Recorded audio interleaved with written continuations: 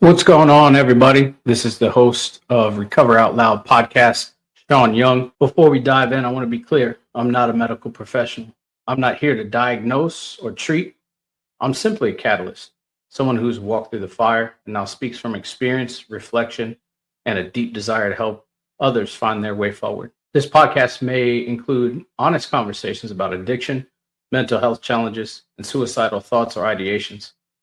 These are real parts of the human experience, and we won't shy away from them. If you're listening, please do so with self-care and self-awareness. And if you're struggling, please reach out. There's help out there. And most importantly, there's hope. Viewer discretion is advised. Now let's get it.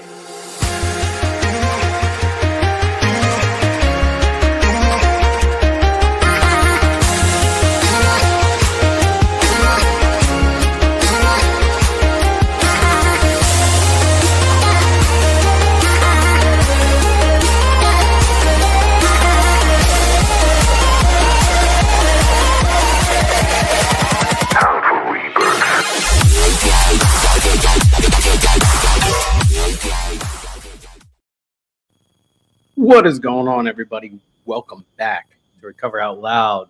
Before we get into this episode, I just want to say it has been a year and a half since I have recorded an episode.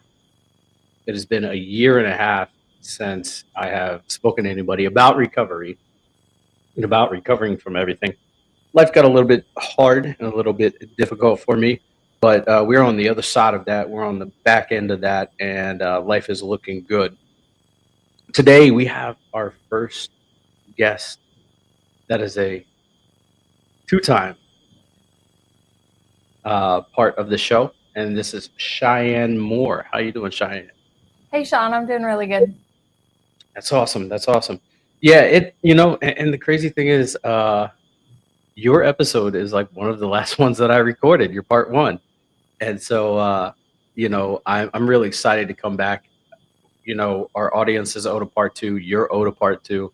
And I'm really excited to hear this part two of the story. We had recorded it before. We had recorded the part two before. But you came to me and you said, I feel like isn't genuinely how I feel about this, so I'd like to come back. So we're back doing it again. I'm down to hear it. I'm so glad because honestly, I don't even remember what I said on the part two. I just know when I was like going back through it, I was like, this needs to be said differently. So I'm honored to be able to redo the part two. And yes, I think it's actually really cool that it is a year and a half because we're both healing out loud and recovering out loud in whatever we're trying to overcome in our lives. So like I have a social media presence and my growth is visible in the digital world. So I'm not one of those like curated influencers that look the same every time. Like if you look at the evolution from like the start of my journey, I mean, it's definitely put out there for my intention just to get the information that I want to talk about, but also inspire others to heal out loud. Like it's okay if you come on and you don't feel good about yourself. It's okay if you come on and you feel like you're just radiating sunshine everywhere. So the year and a half gap, I think, is super cool because I don't live in the same place. I don't think the same thing. I don't have the same beliefs. I really am just another octave higher on the scale of myself. So I want to be an example that you have to lose the fear of contradicting yourself, especially when you're recording yourself over and over. Yeah, absolutely. And I think it's so important that we focus on the evolution, right? Because there's a lot of stagnation in the world right now. There's a lot of stagnation, in politics, and we're not here to talk about that. There's a lot of stagnation when it comes to social and economic issues, and there's so much stagnation just around the world, right? Like looking at it and be like, man, nothing is advancing. Everything feels like it's just staying put. And there's a time to stay put, but there's also a time to evolve. And I've watched your evolution, in this just year and a half, and it's been awesome to see.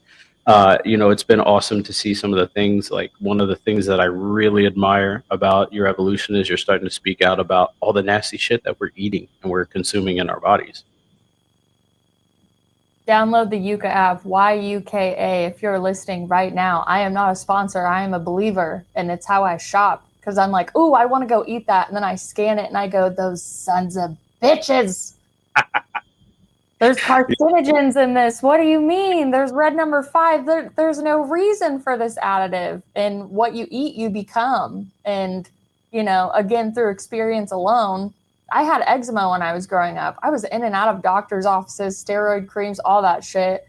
I had just the weirdest skin ailments that they could not figure out. And it was all because it was either in my detergent, my shampoo, my foods. That's just, it's such bullshit. I'm so glad I can cuss on this show.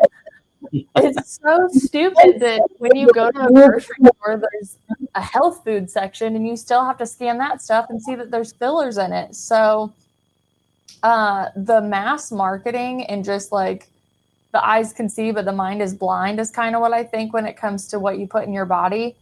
It's just a constant battle. I mean, it really is. And I'm so grateful that in a way, like I had that happen to my body that forced me into thinking about everything that I put in my body. I mean, and I have things in my house that I've dreamed of having in my house. Like I now have like a 2-tiered charcoal water filter on top of 2 other 0 gravity water pitchers. And I infuse my own oils with herbs based on what I need for my health, what my family needs for my health. When my daughter gets sick, I use something my ancestors probably made cough syrup. Like I'm not going to be like Western medicine sucks completely because I'm very grateful for all the lives that it saved. And there are things that I will obviously still use Western medicine for, but because I've been able to clear and detox my body out so much, the herbs and the good food actually work, and I can still enjoy my life. Like I love pizza. I can't ever touch a chicken nugget again because it's not freaking chicken. So that sucks. But yeah, I have always been a passionate person, whether it was in a positive or a negative way, just like I've always been an empath, whether it's been in a light empath or a dark empathic way. Yep. And I had a beautiful history with the dark side, and coming over to the light, I feel like you have to go into the darkness to get all that stuff out, to find it. Come into the light, you don't dismiss it. It really is like an integration of both sides. So I really am grateful for the path. I'm grateful for the knowledge, and I'm grateful that the internet exists and all these platforms exist where we're able to educate each other.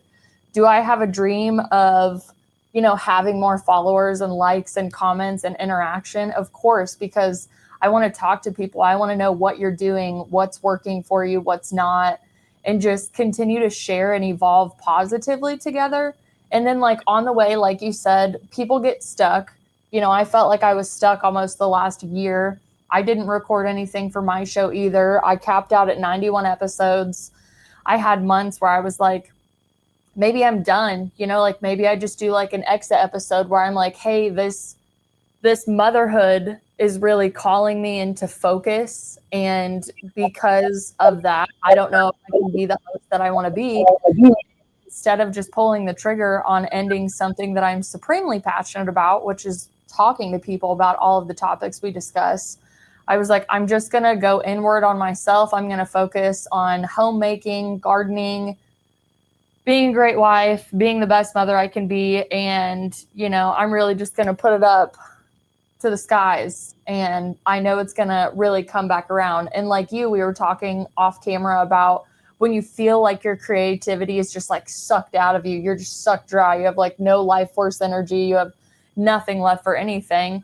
I didn't want to show up inauthentically. Like it's not like I only want to show the positive stuff. I need time to integrate so I know how to talk about the things that I went through versus coming on in an overly depressed or like a rage-filled state.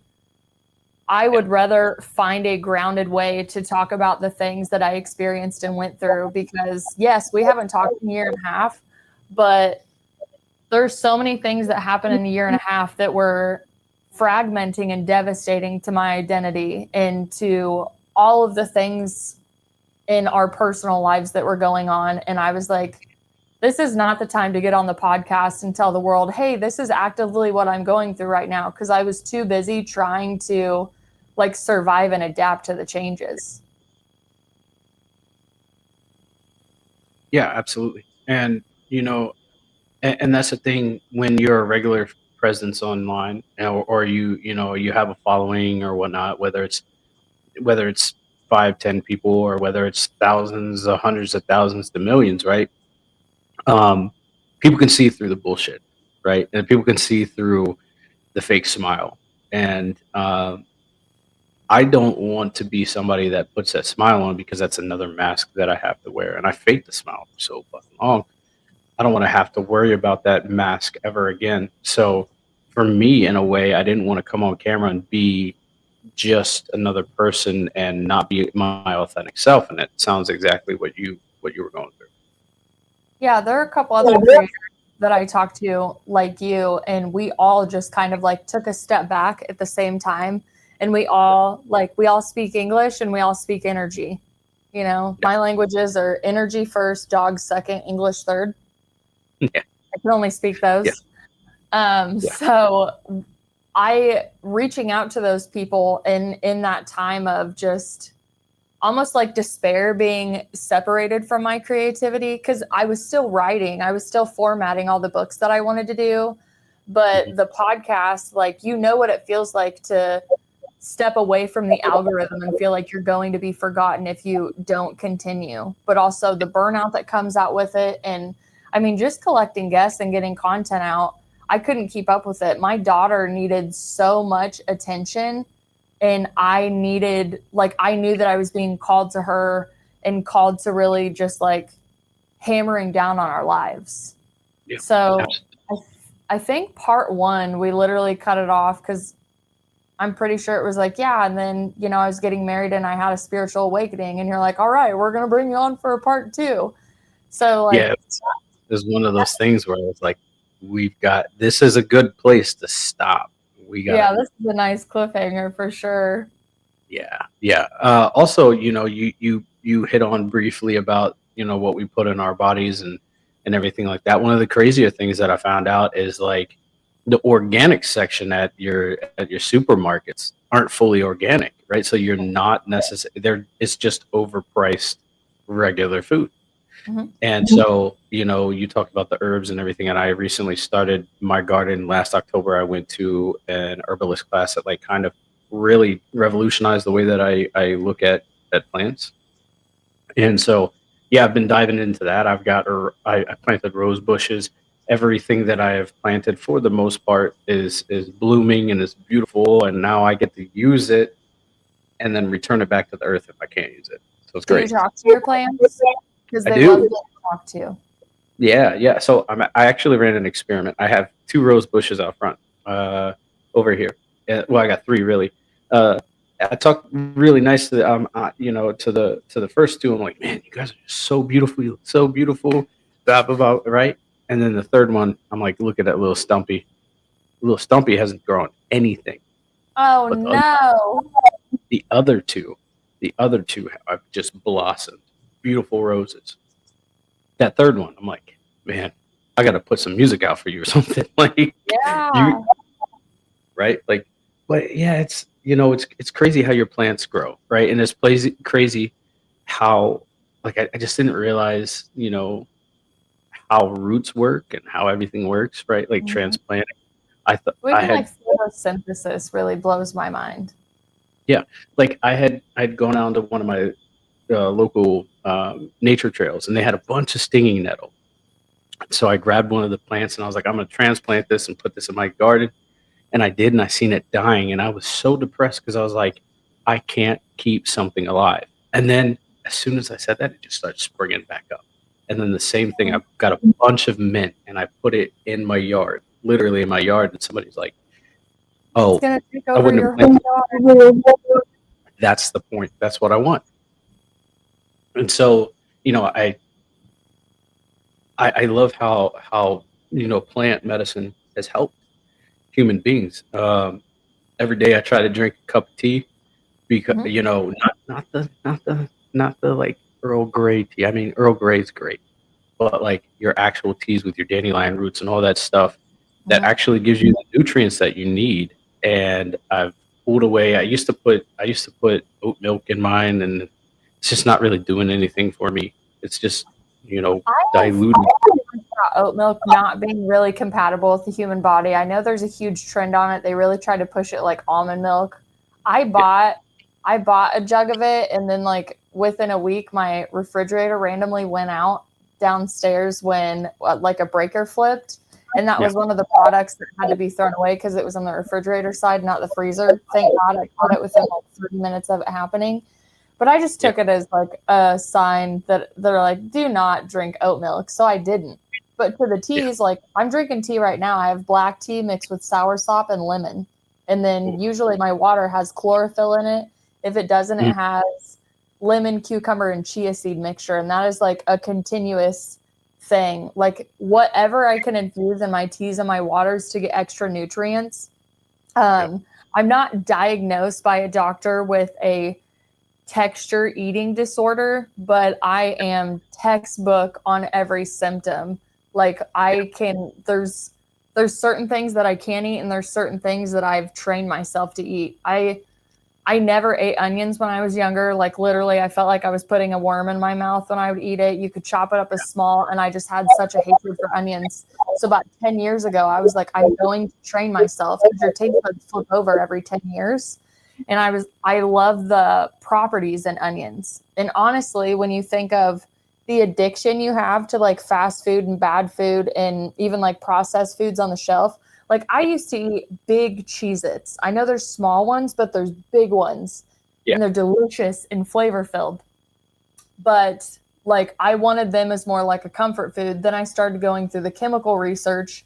And then when I started doing the research on what food is actually good for me, instead of thinking like, oh, I hate this, I'm like, look at all these vitamins I get out of this one piece. If I mix this and this and this, that makes sense for my body specifically. I can't say that I would know how to like help the masses in that, but yeah, I do want to speak on that just because that's how I was able to flip the almost like food addiction in my brain from like the comfort eating and the shitty foods into the good foods. There was times where I would buy McDonald's and I would watch videos of the ingredients of McDonald's, why I ate it, so I could train my brain.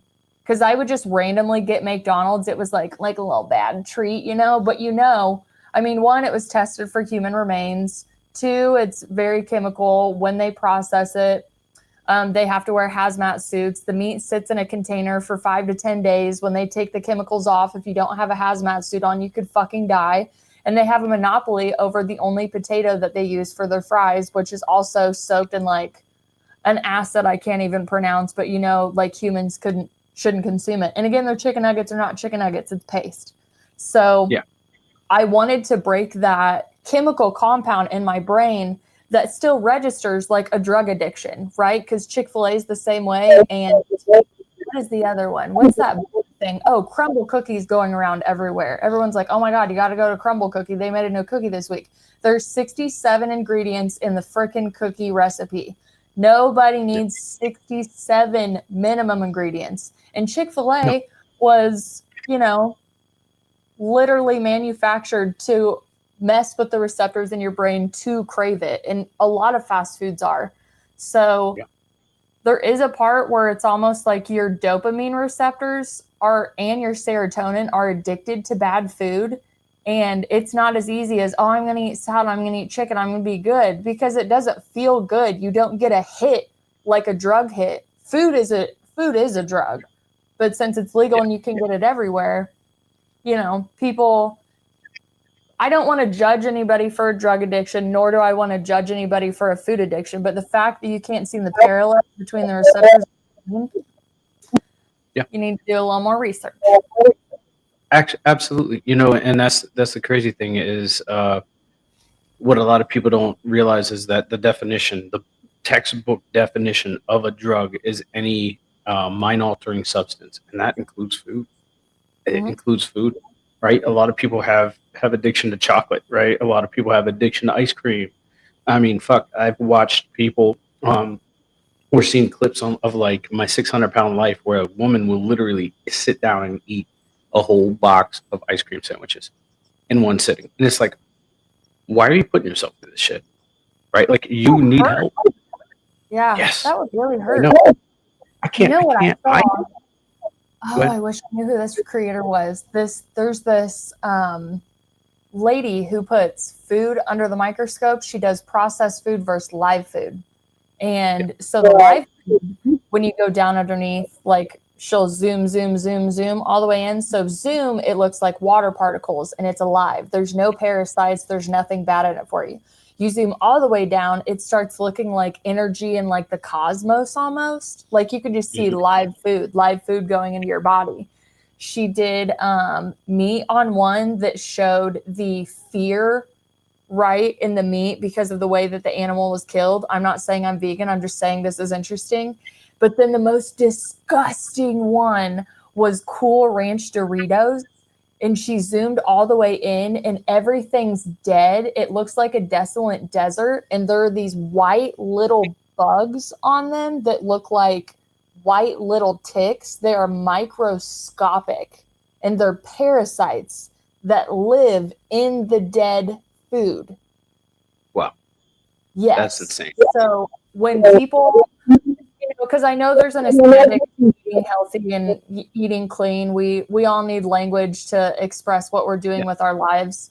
So science is the best way for me to get to somebody, especially the older generations who want to drink like 2 cases of Dr. Pepper today and be like, it's okay. My diabetes will figure itself out, like shit like that.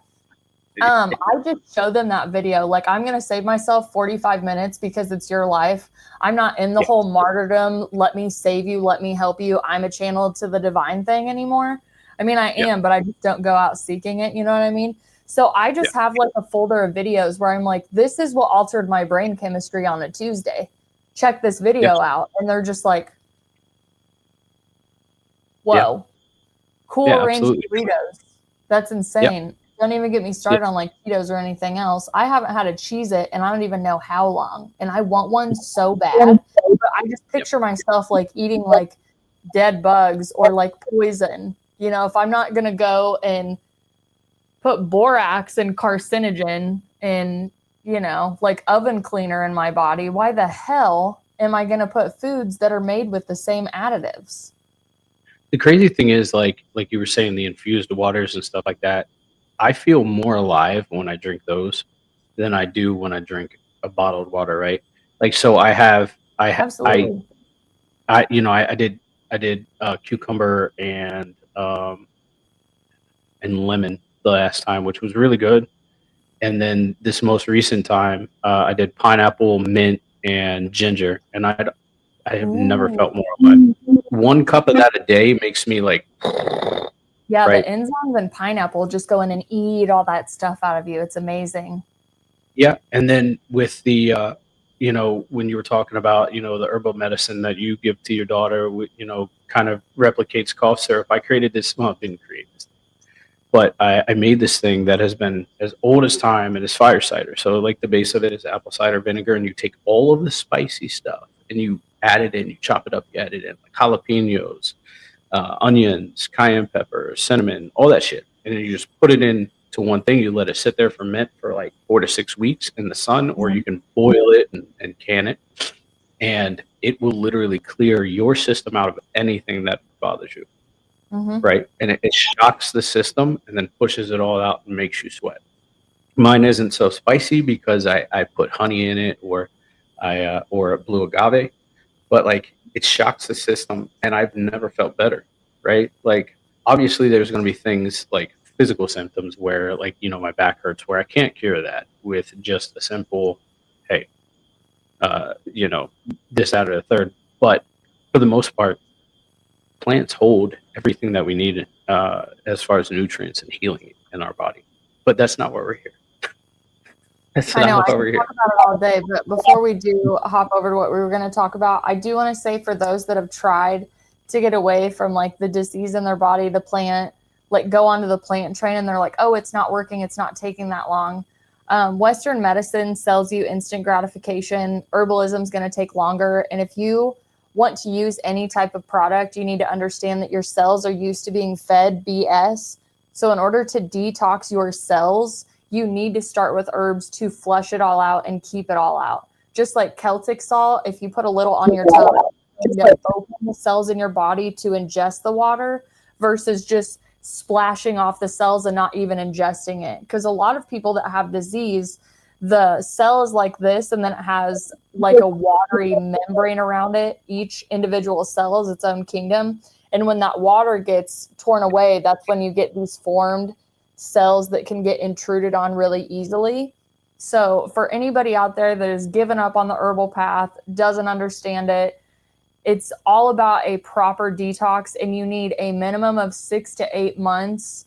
And I'm talking pick it up, put it back down, pick it up, put it back down, but eventually be consistent. Because, I mean, I've been there too. And like I said, I still have a healthy balance of eating things in my life that, yes, I would say they're questionable from a manufacturer standpoint, but overall, like herbs, infused waters, educating yourself on what you're putting in, download the Yuka app, YUKA, and scan every freaking box and product in your house. You are going to get so pissed, and you'll probably start a YouTube channel yourself just to tell people. You know, the crazy thing is if you look at the longest living humans on earth today, they live in Italy, and they live on a mountain, and they don't go shopping for their products. They have all the flour, the tomatoes for their sauce, all that stuff. Literally, they do it organically across the board. And these people are living to 110, 120 years old, right? Because they haven't strayed away from it. They smoke like a motherfucker. They drink like a motherfucker, right? Yeah, but even their cigarettes don't have the same chemical additives that we do. And absolutely. You said organic again, which made me want to bring this up. So in the marijuana industry, they have certain chemicals that they flush through. They flush through the plants to help them grow, to keep weeds away from them. And then they have to be tested to make sure that those chemicals are not in them to be able to sell to the public. Organic farming is the same way. It's really the underbelly of the organic farming industry, where when you think, oh, I'm buying organic, so I'm not getting pesticides, I'm not getting this, I'm not getting this. That's an absolute freaking marketing legislative trick, because they use all the same chemicals. The only thing they do is a flush out system a week before the testing, and they get all of the chemicals that register on the test that they give them to approve them to go out into the market. On top of it, Bill Gates' weird demonic appeal cover that keeps the outside of the apple looking brand new and fresh for the next 20 years of its life while it rots its aliveness inside, has also been approved in all 50 states to be sold and put on organic produce. So not only are we moving from, oh, we're not going to buy this food, we're going to move organic, you really should start thinking about local farmers markets, and starting your own garden, because nothing is really safe at that point. That's why they started going after the almond. Yeah, absolutely. So all right, so we're going to jump off of herbalism and healthy eating, and we're going to jump back into your story. The last that I remember is that you had gotten married, or you had left your ex, and you said life has to be better. There has to be a better way than it was. So walk us through that process again. You felt secluded from everybody around you. You got to that point where you said, "Fuck it, I just don't want to live anymore." You made that conscious decision that, hey, I do want to live, but we'll see where it takes me. So go ahead. Yeah, so those two stories are definitely years apart, but I'll definitely bulletin point them for the story. So the ex that I was with for like almost 7 years, and towards the end of our relationship, he had, just really knocked my self-worth out of me. It made me feel like I was useless, made me feel like nobody would want me if I left. Like, I felt like a horrible person. I was gaslit constantly. I was physically abused. I was verbally abused. But 7 years, like, it's like a frog in a pot. The water's boiling. And then one night before I started my job with Texas Roadhouse, we had this like historical snowstorm. It was 25 inches outside. It buried all the cars on the road. The whole place was shut down. Nobody could go anywhere. And nobody in my life knew that I was trapped in an apartment with an alcoholic that was like doing really horrible things verbally and physically to me. And I didn't know how to leave because of the 25 inches. And I didn't know how to leave because my brain was just so messed up. And we had broken up, like 1,700 times, right? It wasn't a consistent 7-year relationship, but I was so young when I got with him that I was heavily invested with his family. Like I was very intertwined with like the development of his younger sister, his nieces and nephews. And when you're that young, like your brain really isn't developed. Like you believe in false narratives and you like really push away the red flags. So he came home from work one day and he came home with a gallon of vodka. And again, I'm like really nice. And I know he's an alcoholic, but like, what am I going to do about it? So he comes home and he's really pissed about God knows what. And I'm training for Texas Roadhouse, and they're training during the 2 weeks that they train you. They can cut you at any time if they just don't feel like you're ready, if you didn't study up enough, if you don't like the line dances, if you're not on their tier. So I didn't want to be cut out because this was going to be like my new path. So I was standing there making dinner for us, practicing line dances and rehearsing recipes. And he comes up to me and he says, they're going to fire you, right? You look so fucking stupid dancing like that. You're going to go to work and make an ass of yourself. Holy shit. 25 inches of snow on the ground. I was like, okay. So then I sat down to have dinner because I just like deflect and disassociate at this point in my life. We sit down to have dinner and I try to like, from a survival standpoint, like steer the conversation into anything positive, like just to distract him from like how angry he is. Because if you could see this guy's aura, it was fucking black. And I'm sitting there and I was like eating my food and I was giggling and he looks over me with like the devil in his eyes and he takes my bowl and he throws it across the wall and smashes it into the wall in front of me. And he says, now go fucking pick it up. You stupid bitch. What? And again, I react to violence like a normal person because my brain's all fried. So I start laughing, going, oh my God, what would you do that? Why would you throw the food at the wall? That doesn't make any sense to me. And there's no way I'm picking it up because, logically you threw it at the wall. You go pick it up. Why are you so mad? So I started questioning, why are you so mad? Why are you drinking a gallon of vodka straight? Like, talk about a tolerance to have to get the cheapest gallon of vodka and come and just start chugging it like it's fucking watered. And yeah, at that point, it's pure gasoline. Exactly. And he'd been doing it for a while. Plus, so many other substances I didn't even know he was taking at the time because, seriously, I cannot, like, capital N, naive. At one point, I found foils under our bed. And I was like, oh, shit. What are you doing here? What is this? And he's like, whatever excuse that was. Anyways, I know the story's going on longer, but I really want to set the scene for this transformation. And for anybody that's got their ass beat by a crazy guy in the middle of a snowstorm, you're not the only one, babe. So yeah, I refused to clean it up. And I didn't know energy at the time, but you could feel the violence was building. And I was retreating for safety. And because he basically didn't want to answer any of my questions, he starts he's really drunk at this time, let's be honest. He just keeps like badgering me about stuff and how I'm going to leave him. I'm not good enough for him. He's a piece of shit, all this crazy stuff. Like, I should just get out now. And I said, I can't leave. There's 25 inches of snow on the ground. I can't even open the front door. And the front door's here, and then there's a staircase up to the second door of the apartment. So he dragged me over like through the dining room to the door and tried to push me down the flight of stairs. Like, get the fuck out of here, go, go, go. And I had to fight my way back into the apartment because he was trying to push me down about 20 plus stairs. Like, I would have been severely hurt because he was like full force pushing me to where I would have like projected off the stairs.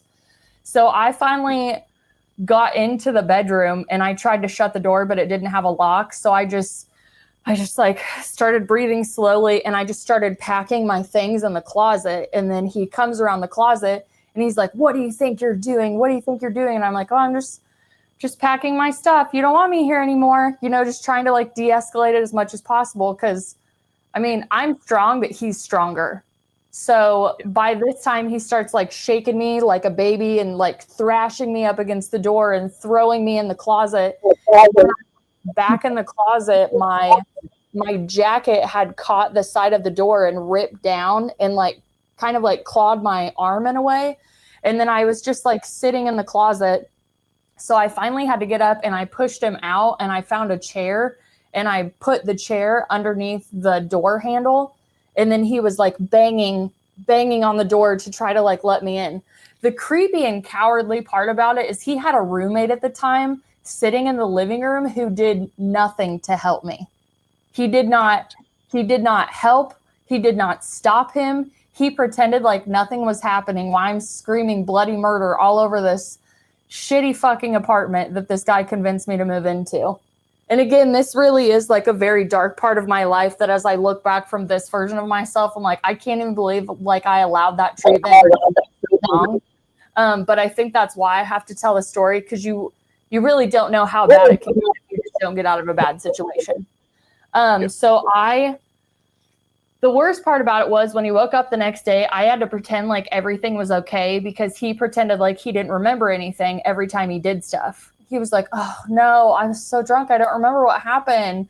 And I just thought that was so fucking psychotic. So I had to play like everything was fine. He was the love of my life. We're going to be together forever, and wait for him to go to work so I could like move out while he was at work. And I packed and repacked my things 3 times because I was like, he's going to sense that I'm leaving him while he went to work. So he's going to like drive back. And if he sees me, he's going to like throw me back in this apartment. And I know what you're thinking, like call somebody, call for help. It's really fucking hard to call for help. You are so wrapped up in shame and embarrassment and how did I get here? You just don't even want anybody to know. You just kind of want to go save yourself and run away. So eventually, like the voice, which I think is my higher self now, was like, pack your bags and go, pack your bags and go. Don't even look in the rearview mirror. Just go. You're done with this. We're going to start a new life. We're going to start a new life. This was the day before I had to start the opening of Texas Roadhouse. And again, if you've seen Texas Roadhouse, you have to be on your fucking game. You can't come to work on the first day of opening and go, "Hey, I've been being abused the last 3 days straight. Thank God they cleared the fucking snow out of here so I could survive." So eventually I made it to my car. I threw the key under the mat and I left and I started Roadhouse, and I just like literally new identity, didn't look back. And that company saved my life. Thank God. So through the evolution of that company, I was able to move to Kansas City to start managing a store in Liberty, Missouri. And that's where I fell in love with my now husband, who I, again, now live in Kansas City with today. But between all of that, we've only been married for 6 years. And 2 weeks before my wedding, my career had ended. It had ended with a crazy toxic boss. It had ended with burnout, and I don't give a fuck.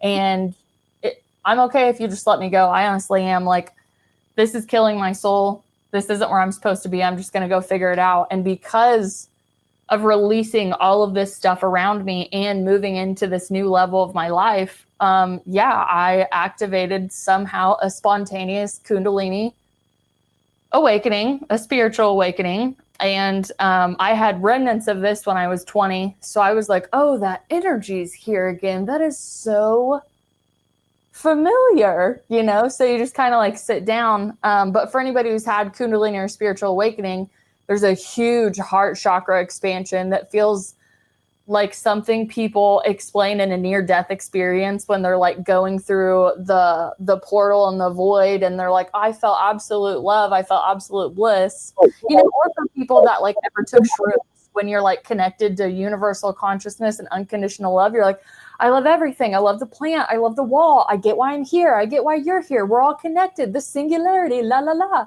It was that feeling, plus like all the clair senses activated. And I come from a place where that shit don't exist. So it was kind of mind-bending. Yeah. That's insane. I had to smile because the last part one, you didn't want to say the company you work for. And I knew who it was, and I didn't, because we had Yeah, talked and then about I no. was like, you know, we should tell everybody because they played such a great, like, I think if you don't go to college, you should go work for Texas Roadhouse. And I say that from my experience because I dropped out of college to go on tour with my boyfriend's band. And I'm not getting into that. It was a great experience. I absolutely loved it. But Texas Roadhouse showed me how to run a business on 3 tables. And the fact that I went from server all the way up the management chain, I mean, oh, I know so many wonderful things about that company. And I know so many things that, someday I'll speak about, but I don't want to like ever not ride for the brand. Like that's how good of a company they were for me. And it's almost like, how people put a bunch of bullshit on Jesus, but like that's not Yeah, Jesus's shit. It's kind of the same thing with yeah, Roadhouse. I didn't always have the best operators. I didn't always have the best support, but it wasn't Texas Roadhouse and Kent Taylor's fault. So yeah, Kent Taylor is the original founder and CEO of Texas Roadhouse. He passed away a few years ago due to a severe tinnitus episode. He decided to end his own life. And before that, he wrote the Made from Scratch novel that tells his whole background in the Texas Roadhouse story. I highly recommend it to anybody that's really struggling with how to succeed, get over imposter syndrome, and just not listen to people. And in the back of it, he also has resources for all of the books that he read during his climb into making Texas Roadhouse a $1 billion company, what it is today. I miss that man, and I met him twice in my life. And I miss him. I could go on a rant about that. So yes, Texas Roadhouse is amazing. They absolutely saved my life. The community saved my life. The friendships that I made, I still have today. And, I mean, even when I just go eat there, like I kind of get like a little tear in my eye when I take my daughter, because I still remember being that lost little server that I was like, I just got my ass beat last week, and now I'm asking people if you want mushrooms and onions on your steak, and I'm, line dancing. How yeah. fun. And that's as far as like chain restaurants go, like sit down chain restaurants. We're not talking about like fast food, like sit down chain restaurants. If I were to go anywhere, that Texas Roadhouse would be it. The environment is so great. Mm-hmm. Every Texas Roadhouse I've ever been to has, phenomenal staff that I've, that has served me or whatever. And there's one story that really sticks out, and this is like in my early recovery. I went to one in Anchorage, in South Anchorage, which is like the rich part of of Anchorage. Mm-hmm. Everybody that's rich knows the South Anchorage.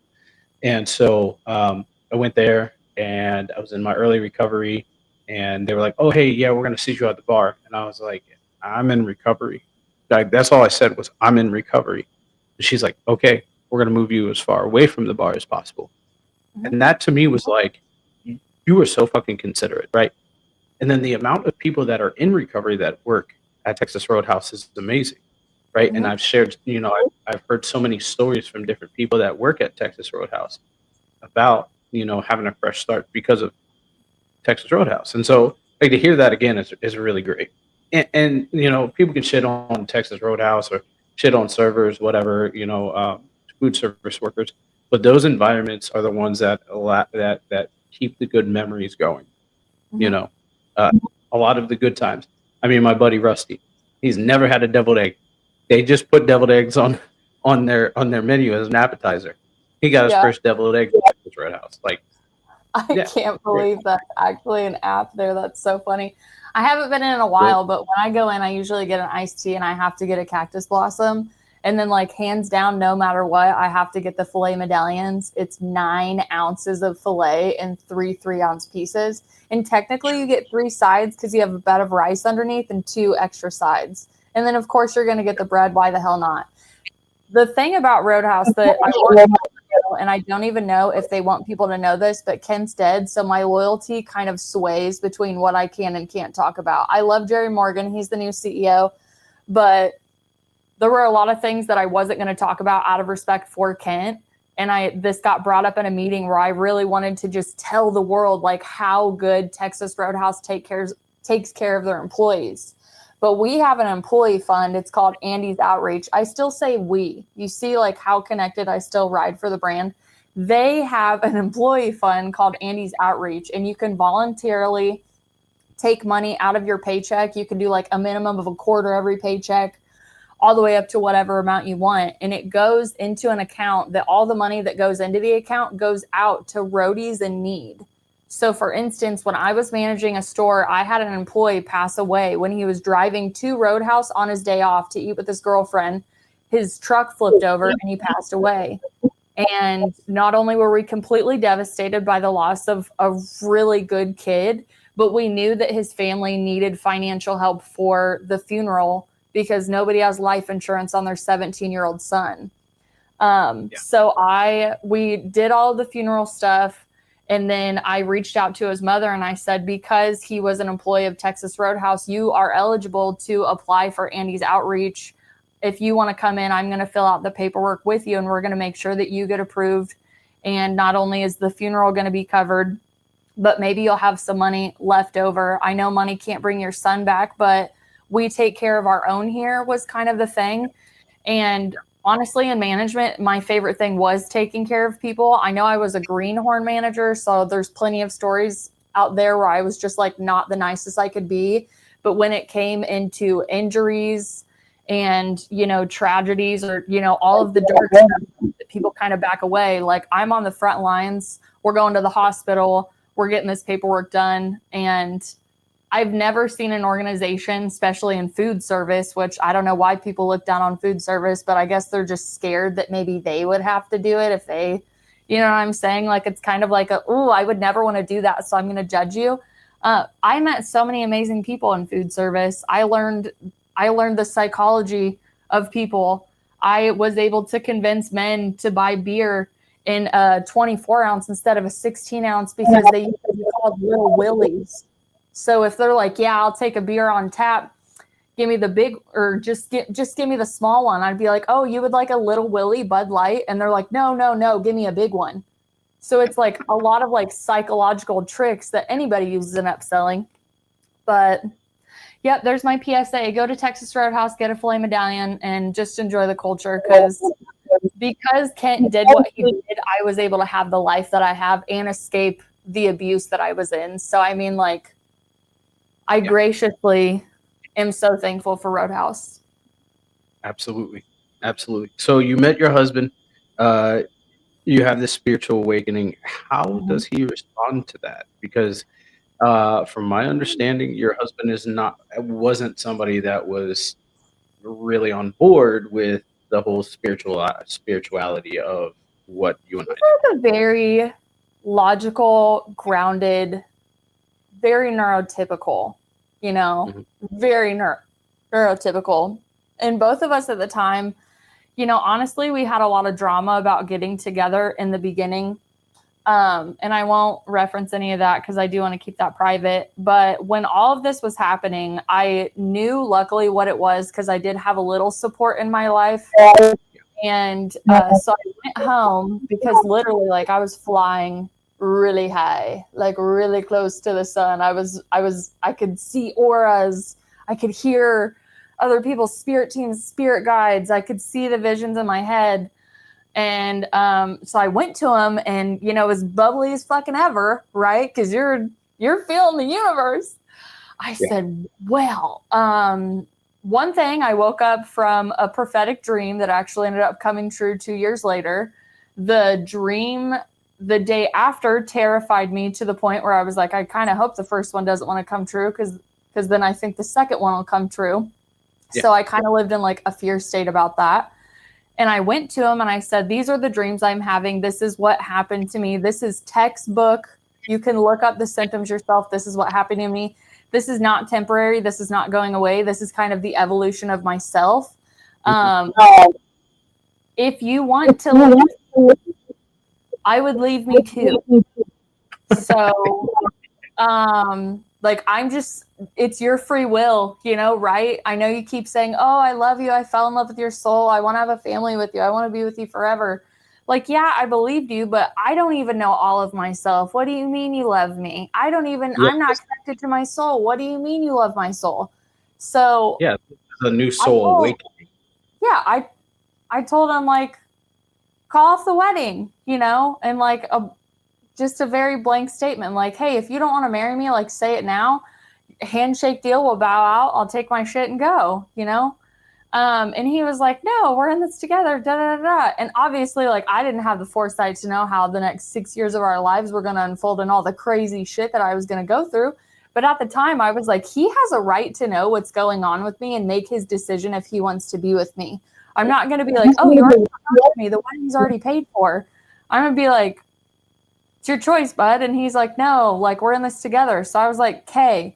In which words versus actions are completely different in that because, you know, like a year later, I'm doing public tarot readings and I'm doing private tarot readings.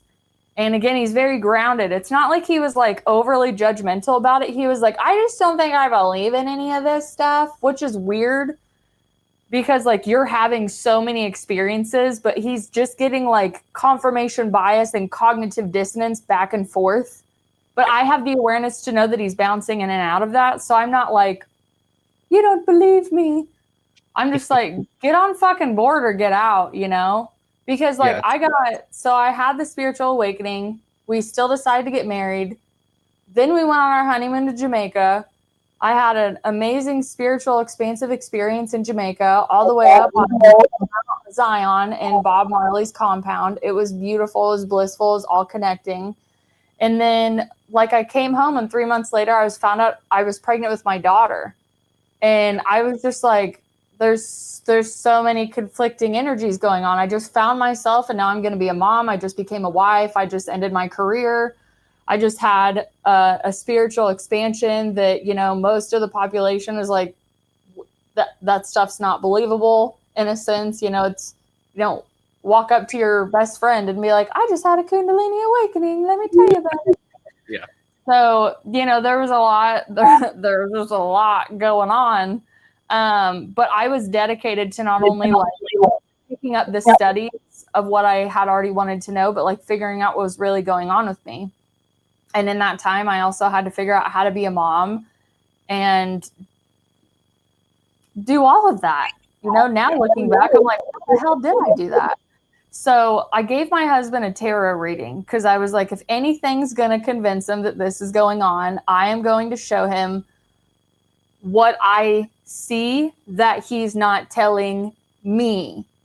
In the memories, I'm going to talk to you about your energy. I'm going to talk about to your past, all of these. So I gave him probably a 30, 40-minute reading. By the end of it, he didn't talk to me for the rest of the night. He sat on the porch until 2 a.m. He did not come to bed till very late. He woke up the next day and didn't talk to me.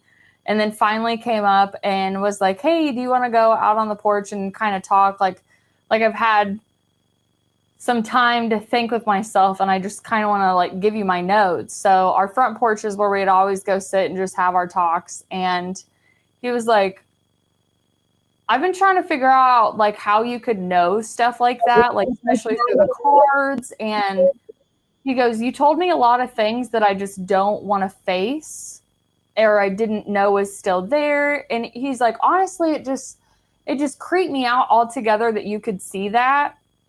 And he's like after you got done reading my cards, all I could think was she's a witch and I have to stay away from her. Yeah. And I was like, yeah, but like witches are good.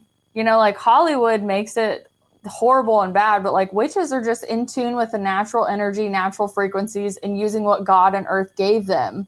You know, I won't even get into deity stuff. I was like, but witches aren't bad. So, you know, I was like, ooh, he thinks I'm a witch. Like, validate me, baby. And, you know, we had like this very in-depth conversation. But at that point, I was speaking from such a high awareness that I sound like it's almost like my higher self would come in and talk like therapeutically or like a psychologist. He just couldn't fucking stand that I was able to like rebuttal answers back to him that either made him think deeper or just didn't like confirm or back him into his comfort zone. Yep. So obviously we found out we both had an issue with being like in-depthly vulnerable with stuff that we hadn't faced within ourselves. And our marriage was very new. It was very surrounding my daughter to that day. So yeah, like I had a lot of battles with just, I'm trying to figure out who I am and what's going on with me. And the person I'm living with, I'm pretty sure they think I'm just fucking crazy.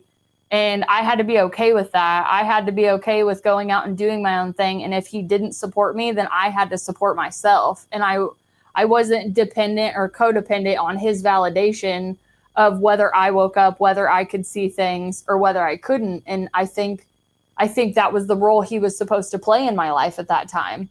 Because it's always going to be the ones in your inner fucking circle that you're going to, whether you realize it or not, and be like, I'm doing this. And you're like, please validate me. Please, ignite my dopamine receptor with your approval. And I didn't get that a lot. I 100% believe he thought I was going and fucking insane. And all he wanted was just a normal wife to raise his kid and make food and clean the house and, buy a house and live our lives together. And I don't blame him, but I've never been a traditional person. I've always just been interested in unconventional things. So I really had to fight for that. And not to mention, we talked about earlier, the creativity that pours out of you when you're waking up. From like me, it was poetry, it was writing, it was picking up old manuscripts that I had put down years ago. It was singing again. It was baking and all of the things. But the writing, I was just like, oh my gosh, like the paragraphs started writing in my head and I just have to go seclude myself. So we had a hard time moving from my energy going into him and my energy only going into me. And then me confronting him and being like, I'm not validating you, nor am I giving you energy anymore. And you're starting to go a little about it. Yep. So this is showing you a sign like, hey, why don't you do this work with me? Why don't you do this work with me? And he wasn't ready for it at the time. And you can't force anybody to wake up. You can't force anybody to change. So we had to live in that like weird opposite frequency thing where I was like, I'm not trying to be one of those weird egotistical, narcissistic, spiritual people where I'm like, oh, you're on a lower vibration than me. But seriously, the frequencies were not frequencing. And we did and still do our best to do what we can do with the way that I am and the way that he is, but also like with our daughter. And I mean, he's obviously evolved tenfold in the last 6 years, but yeah, like for anybody that has a partner, when you're going through any of that, like some people you do need to leave and some people are there to shove you back into yourself. And my husband shoved me so far back into myself that I just found a grand canyon of mysteries to go into. And I honestly like couldn't be happier. He never physically abused me. He never verbally assaulted me. Yeah, we've had like some fights. They aren't even like fights. They're just like condescension and resentment, that just kind of come up in a marriage. So, absolutely. And one of the things is that it's hard to get to that place where you're comfortable enough to talk to the people that you surround yourself with daily about your spiritual awakening and about the things you're experiencing, right? Like, especially people that know you, that have been around you for quite a while. And I've had that experience where I've said, shit, I've had a spiritual awakening or I've experienced this. And then you do something and it creates that validation and it almost scares them, right? Like, so last year I went and I did a metaphysical market and I was like, this is fucking dope. I was the only healer on that was there. I was, doing, card readings. I was doing rune readings, all that stuff. And everybody didn't want the card readings. They wanted the rune readings. mm-hmm. And I gave 3 rune readings to people, 5 rune readings to people that knew me, that were close to me in life. And it pushed them away because they didn't know that side of me. They just knew the happy-go-lucky, the guy that was at home baking, or the guy that was cooking dinner, or the guy that was like providing a laugh. They didn't know the awakened side of me. They had never seen that before. So when I did those readings and I looked at them without knowing what was going on in that part of their life, it shut them off. And, that was a choice that they made to come to me. And I said, look, this may change the way that you view me, and that's fine. But if you're coming to me and you're sitting down, I'm not going to feed you bullshit. I'm not going to tell you, hey, it's all gravy, sunshine and rainbows. You're going to have kids. No, I'm going to hit you right in the fucking fields and you're going to feel it. And it happens with every single person. So being able to to have that, not, I wouldn't say carefree spirit because it's not that, but just that awakened spirit to not need the validation from other people is a gift, really. As humans, right? Like we want that validation, right? Like I know my skin, I want that validation that I'm doing a good job or that I'm causing an impact in somebody's life. But the spirit side of me doesn't because I know what I provide. And it sounds like you're the same way, right? Like that flesh, that skin, that meat suit just craves it, but the spirit doesn't.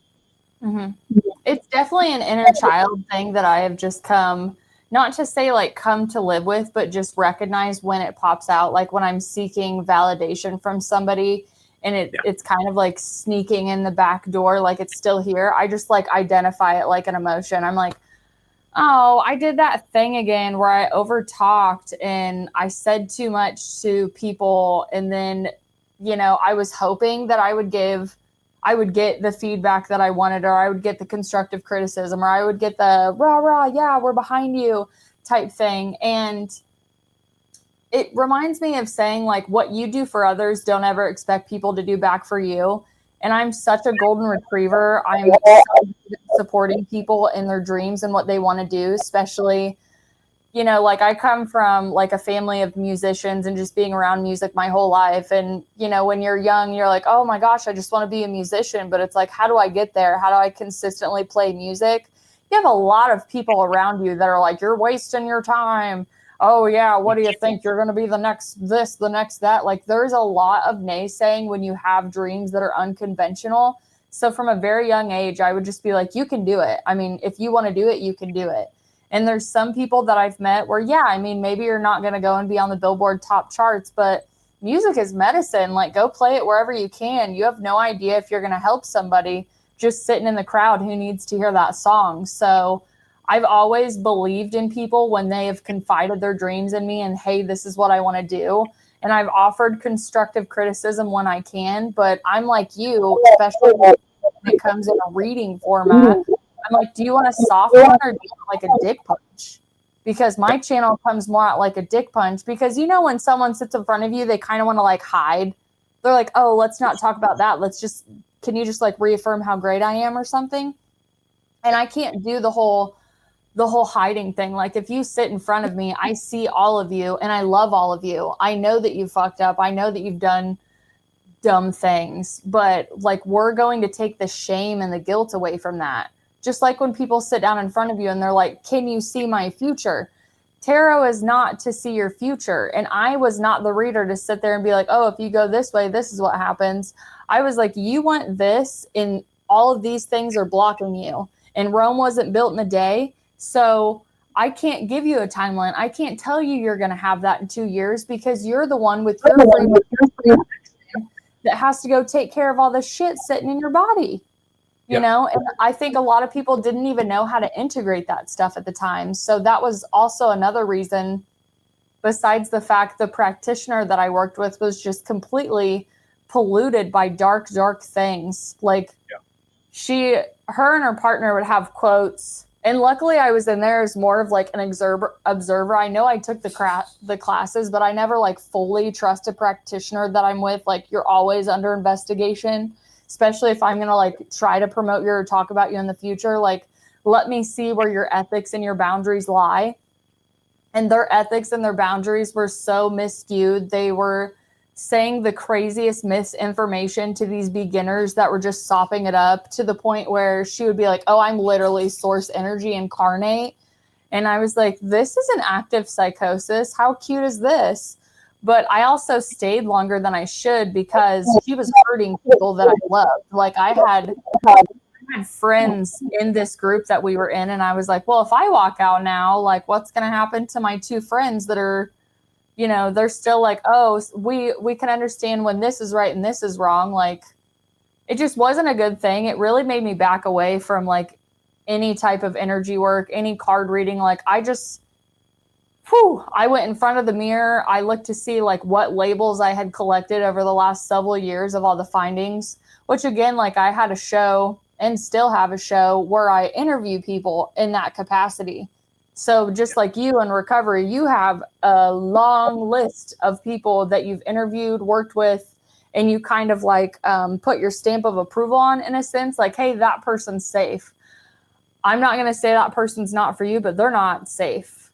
And these people were not safe for the community that we're in. And when I left, I was demonized and false narratives were said about me, which I just think is normal for people that stand up in truth. And I could care less, because she's still sitting there spinning her wheels, thinking that when you work with dark magic and dark entities, that, you're still connected to God in some capacity. And that's not correct at all. So, that was a really big learning curve for me. It really helped with strengthening my intuition, and discernment is probably the best, like the lighter part of that, I would say. Yeah, absolutely. And earlier you spoke about, the dark and the light entwining. Like if you're going to work with one, the other one's going to intersect, and that's very true, because that's the polarity of life, right? That's the polarity of darkness and light. And I always had this belief. I mean, I'm not a Christian. I don't bash anybody who is. I don't believe in the monotheistic version of God. I don't bash anybody who does. But if you believe in God, you have to believe in the devil, right? Like if you believe that God is real, you have to believe that there is an equal and opposite. I wouldn't say equal, but there's an opposite to God. Right? God is all loving, God's all powerful, God's all knowing. And you got the devil, Satan, Lucifer, whatever, however you choose to see him, right? Like there has to be, and I'm not saying like believe in him like he is the truth of life, but you have to believe that he exists, right? And that's and there's the polarity of life right there, darkness and light, good versus evil. And I wouldn't even say good versus evil at this point. I'll just say darkness and light. But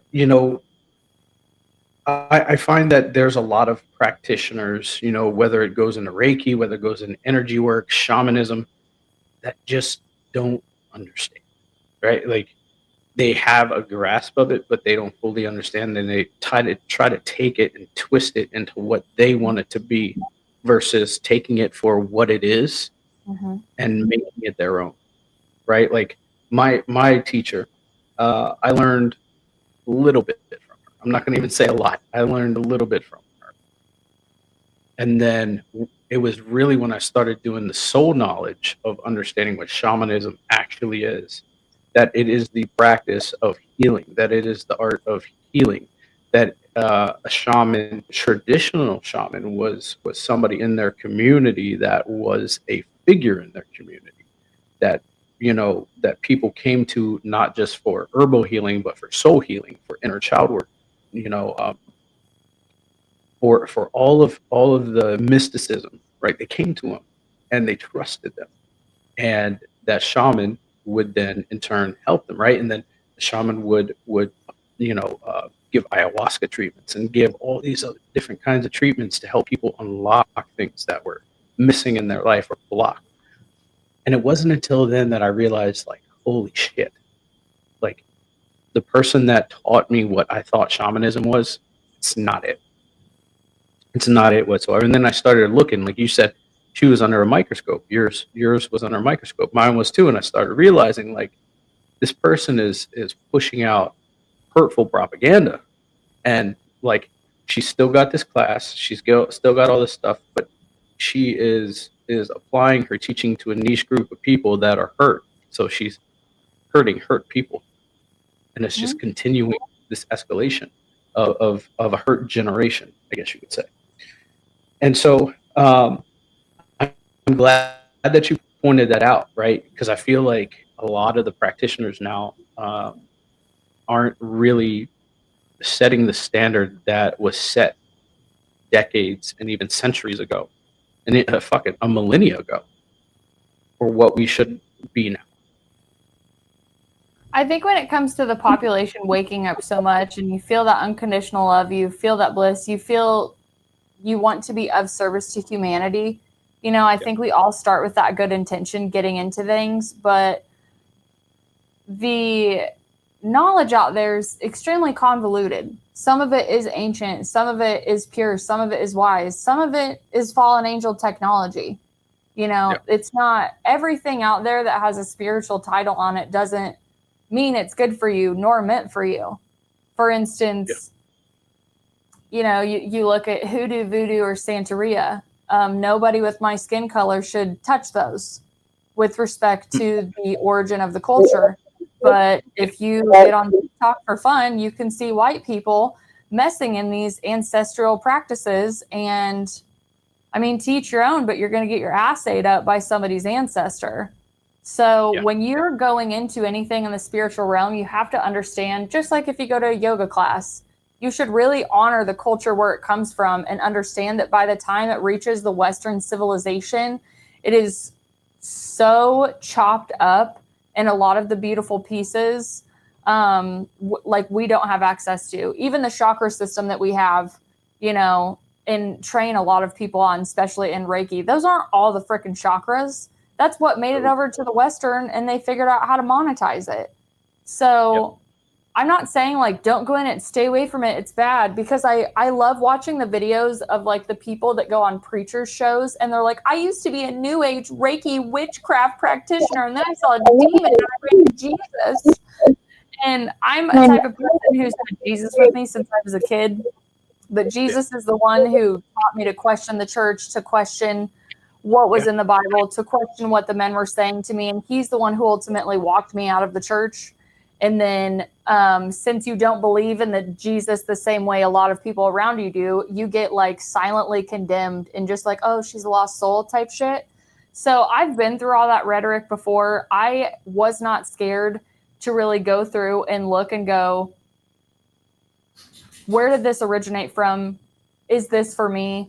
If I dabbled in something that wasn't for me, then I learned the energetics of what it feels like to not dabble in something that isn't for me. My intuition is stronger. My discernment is better. I can sense, you know, a lot of the fake spiritualist shit that's out there. And eventually, what is supposed to happen is everybody's supposed to be quick, and everybody's supposed to have clear senses, and we're all supposed to be able to heal each other on a higher vibrational level, if you think about it from a frequency and evolution standpoint. So like nobody would really have the title of shaman unless they really went into the jungle, sat in silence, and just really fucking did it. Like doing a Reiki certification in 72 hours when you haven't even done shadow work, all you're going to do is poison people and yourself. You're going to get chronic diseases like you see in all of the older generations of Reiki masters. Who they're like, oh, I've been doing Reiki for 30 years, but I have 17 chronic diseases. Oh, well, when did your chronic diseases start? When I started Reiki. But don't worry, my guides have me. And then they guzzle down Dr. Pepper. Like, they're there for your discernment. Not everybody in your spiritual path is going to be like your guru, and you don't need a guru. You need to go within, and you need to remember what the voice of who actually created you sounds like. You know, you can call it God, you can call it source. I know, like you're technically pagan, right? Yeah. So like Nora's pagan. So you would go with, say his name. Odin. Right. Okay. Because my producer also goes that way. And I'm like, I want to learn about it. I want to know about it. I have Scandinavian roots, so I know that that's in there. But I mean, I was never really called to learn rune reading. I was just called to go get runes readings, you know? Yeah. So I think it's all part of the journey. I think failing's a part of it. I think feeling like a complete fucking idiot is a part of it, and feeling insane is a part of it. And you just have to keep going and purify your disposition. Get that illusion out of your head that you have this darkness inside of you that must be eradicated, and then you're going to be all light body and ascend into the fifth dimension, because that is like a new age propaganda of the rapture in a sense. Like, we don't know what's going on, but we do know that through artistry alone, they're all talking about love. They're all talking this immaculate, blissful, beautiful love. It's not romantic love. It's not codependent love. It's not toxic love. It's unconditional. So whatever practice I do, whatever talk I have, who reaches out to me, you know, maybe if one of my friends was like, can you read my cards? Yeah, I probably would for my friend. But my goal has always been to talk about spirituality in a grounded stance, based on my experience, present you resources if you need any type of help, interview those that are doing good in the community and out in the world, and just share my experiences, you know? And I think it boils down to it, and you just hit it, is love, right? It Uh, is. everything that we do, like I know for me, everything that I do, I try to come from a place of love.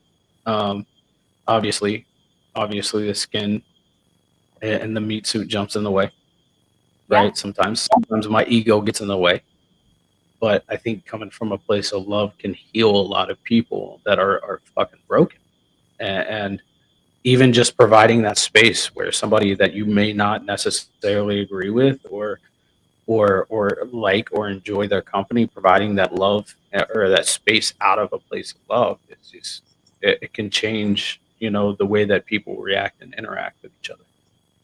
Yeah, there's a simple question you can ask yourself if you don't know if you're doing something for love or out of love. And you just simply say, am I doing this action to get something out of someone, to get someone to love me? Or am I doing this out of love?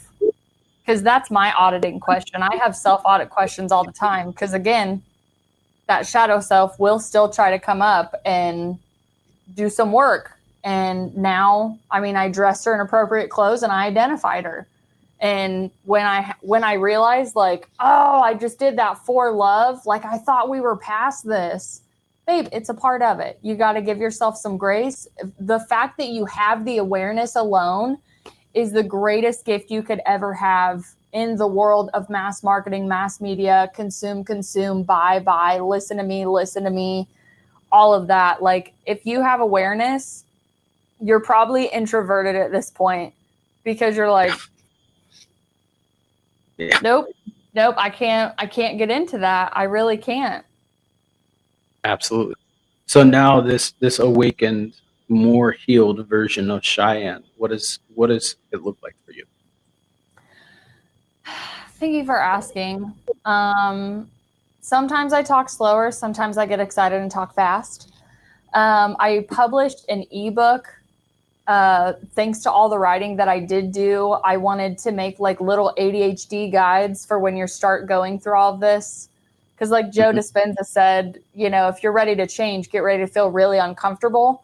And if you're Yeah. used to like a comfort zone feeling, when things feel uncomfortable, you're like, oh, I must be doing something wrong. Am I on the right path? So I wanted to really just be as transparent as I could with what it feels like to unravel in front of the public, unravel in front of your friends and family, and the modalities that I was using behind the scenes in the books that worked. So I went through Amazon and I published a book called How to Look in the Mirror 101. And that one had a follow-up book that I'm actually editing right now it's called Self-Love 101, How to Look in the Mirror, sorry. And then the follow-up book is called Grieving the Old Self 101, because for the last 2 years, there were so many parts of my old self that were falling away, but also old relationships were falling away. And I couldn't realize what I was stuck in, but I was stuck in like shame and resentment and grief. And I was trying to move that just out of my body and out of my mind so fast because I was intellectualizing it a lot. I'm like, oh, I get it, move on. But I hadn't actually processed it. So, I took the time to do it, but I also took the time to write it down and be vulnerable about it. So when I was ready, I would be able to share it and go, here's another piece of the puzzle I found. I know I'm not the only one.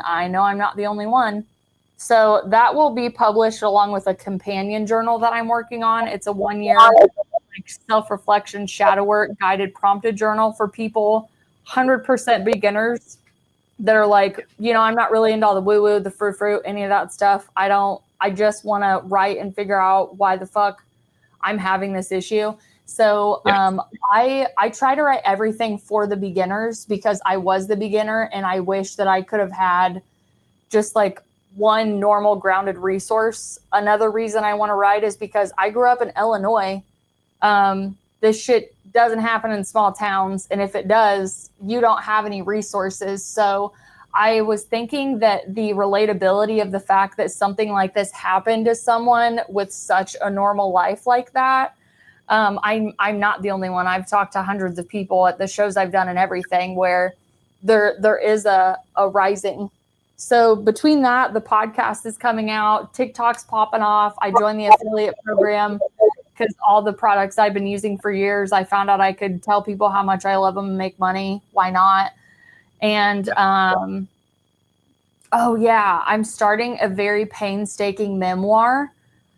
And I think that'll take me, I don't know how many years to write, but I just started writing it. And just when I was reading the first chapter back, I just cried my freaking eyes out because I just couldn't believe that, one, I remember all of this, but two, that actually happened to me. So the creation still pours out of me, but I balance it with my new garden.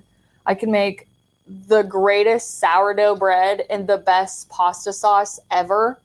Like, I'm obsessed with my pasta recipe. And I honestly just really love being Monroe's mom and being so present in her life. Like, I wake up with her every day. I get to take her to school. I get to bring her home from school.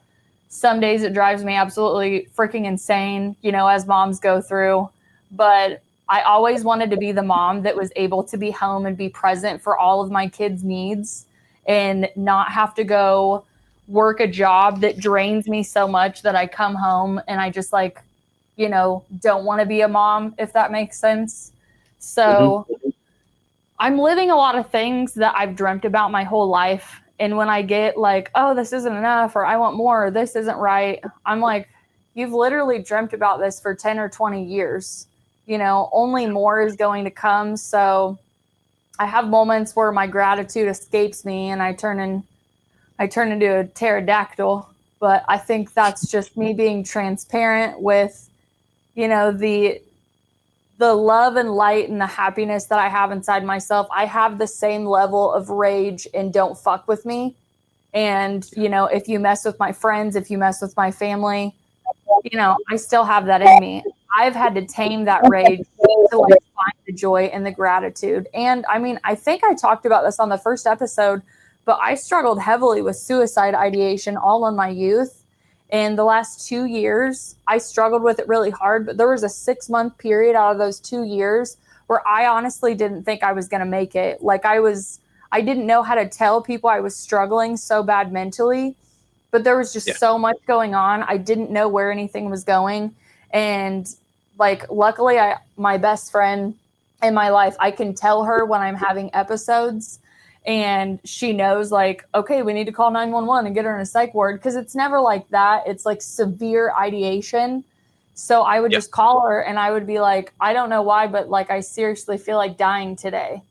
But I know that I don't mean it. So, like, that was the weird thing, is I knew I wanted to live, but something else was trying to take over me and be like, no, you should kill yourself. You're never going to figure anything out. It's like the imposter syndrome times 100. So I've just found a really deep passion for talking about suicide ideation, people that have lost their family members to it, recovering afterwards, and just, like, drug addiction, any of the murkier topics that people are like, oh, we don't talk about that. We bring that into the safe space, along with the spirituality, along with the near-death experiences.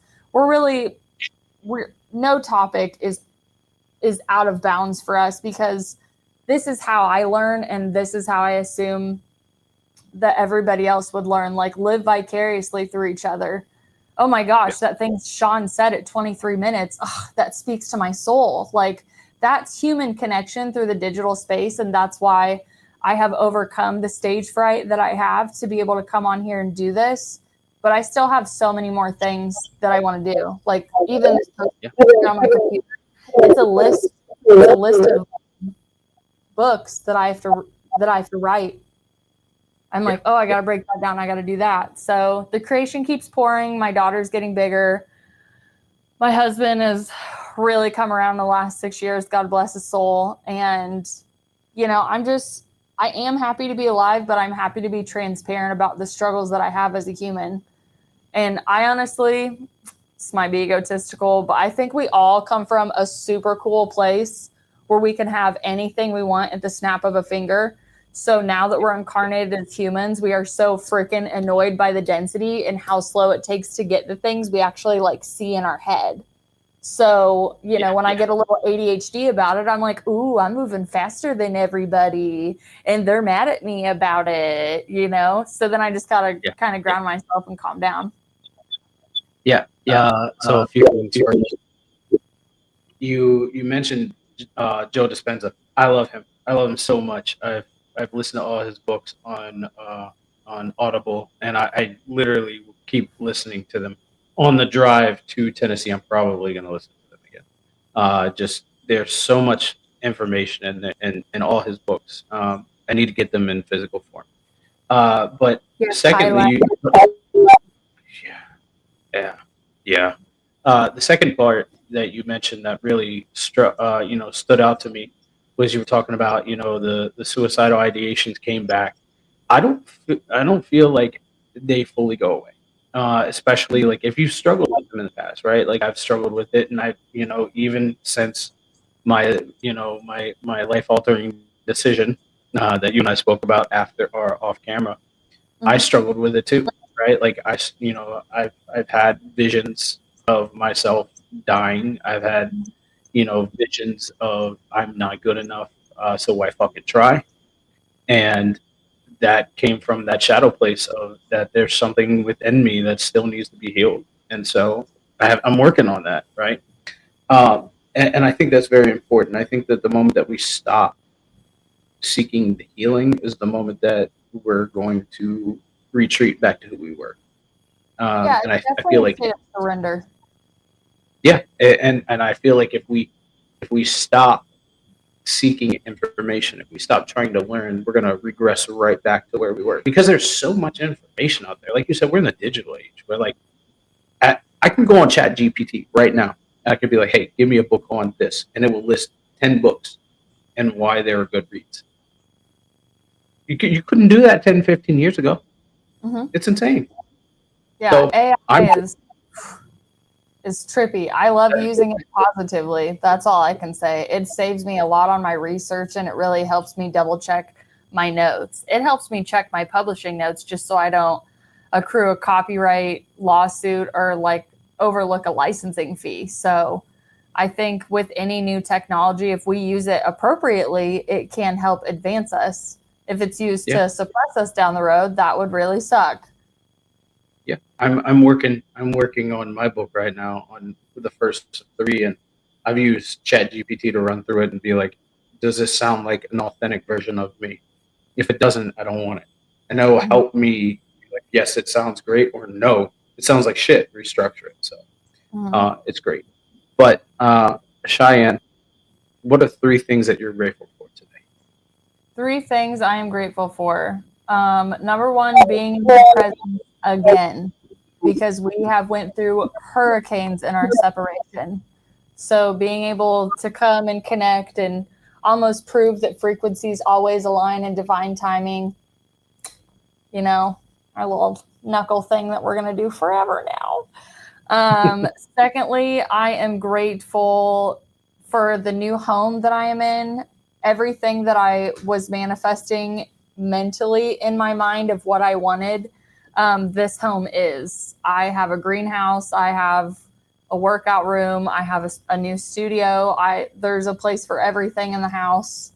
And I'm also really, really grateful for my family because they have been very supportive through a lot of the craziness that they've seen, whether it's stuff I've posted online or vulnerabilities that I've put off. And like we've grown closer in a way through it.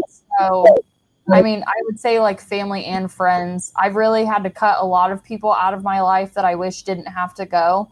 And there's some that I know that'll just kind of like cycle back in eventually.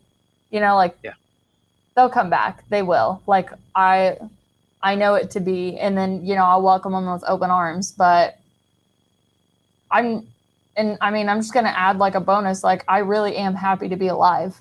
Like I don't have yeah, ideation when I'm doing the right thing in my life. Like ideation is like a little mass death character that's like, I know you don't want to kill yourself, but I'm gonna make you feel like you want to kill yourself because you're not doing the right thing. So go fix all of these vices, go fix all of these things, like peel the layer of your habits back and see what's underneath and just sit the fuck down and shut up. So I sat absolutely. down and I shut up and now I'm back to show you what I found in the back part of my brain and the underneath of my belly button. So there's a lot of trauma there. So stay tuned. The novels will be out. All right, Cheyenne, where can we find you? I am on TikTok under Safe Space with Cheyenne. You can find the podcast on Spotify and Apple, anywhere you listen to podcasts. And I also have a YouTube channel as well. So reach out if you need anything. If you're on the journey and you're like, oh my gosh, I'm going crazy. I'm not one of those people that charge for emails back and forth. If you're having a spontaneous Kundalini awakening, nobody believes you. I'll be happy to not assess that you've had a Kundalini awakening, but hey, here's some resources. This is what I went through. And yeah, there's an episode for everybody. Come on in and see if you can find a piece of yourself on the show. Please like, subscribe, and follow, and check out my affiliate program and get some oregano oil, babe. Let's clear out these bodies together. Absolutely, absolutely. And Cheyenne, I just want to take a moment and say thank you for coming back on the show. I am so grateful that you came back on, and I'm so grateful to hear your story and to see the progress that you've made. Thank you. All right. Until next time, everybody, be gracious to yourself. Love yourself.